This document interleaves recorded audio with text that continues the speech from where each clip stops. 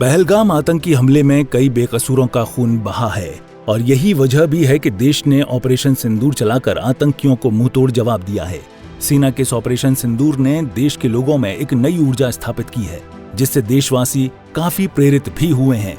सोमवार को प्रधानमंत्री श्री नरेंद्र मोदी ने देश को संबोधित किया और सेना की कार्रवाई को लेकर जानकारी दी। साथ ही ये संदेश भी दिया कि कोई छेड़ेगा तो भारत छोड़ेगा नहीं। वहीं इसको लेकर पहलगाम में आतंकी हमले में मारे गए विनय नरवाल के पिता का बयान सामने आया है। विनय के पिता राजेश नरवाल ने कहा कि पीएम ने संबोधन से पाकिस्तान को एक संदेश दिया है और उसे चेताया भी गया है कि ये बर्बर आतंकी हमला निहत्थे लोगों पर किया गया, जिसमें मेरा बेटा लेफ्टिनेंट विनय शहीद हुआ। उसके खिलाफ जो सैन्य कार्रवाई हुई उससे सहमत हूँ, ये एक अच्छा कार्य है।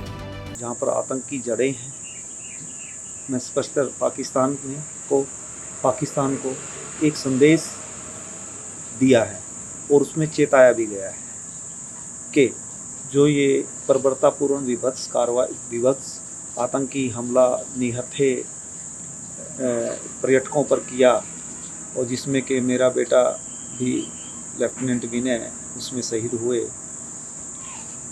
उसके खिलाफ जो सैन्य कार्रवाई की उसको मैं से सहमत हूँ और एक अच्छा कार्य किया है। और आतंकवाद की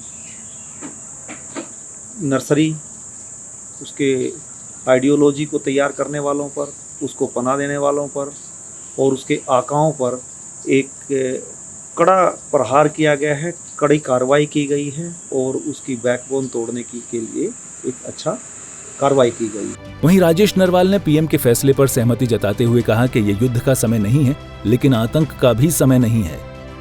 आदरणीय प्रधानमंत्री नरेंद्र मोदी जी ने पहलगाम आतंकी हमले के बाद और तत्पश्चात की गई सैन्य कार्रवाई के उपरांत इस देश को, देशवासियों को और विश्व को कल संबोधित किया।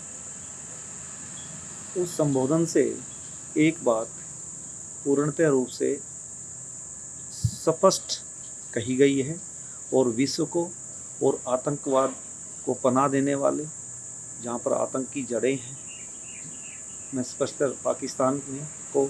पाकिस्तान को एक संदेश दिया है और उसमें चेताया भी गया है कि जो ये बर्बरतापूर्ण विभत्स आतंकी हमला निहत्थे पर्यटकों पर किया और जिसमें कि मेरा बेटा भी लेफ्टिनेंट विनय उसमें शहीद हुए। वहीं विनय के पिता ने यह भी कहा कि पीएम ने ठीक कहा कि अगर पाकिस्तान एक भी गोली चलाएगा तो वॉर ही होगा।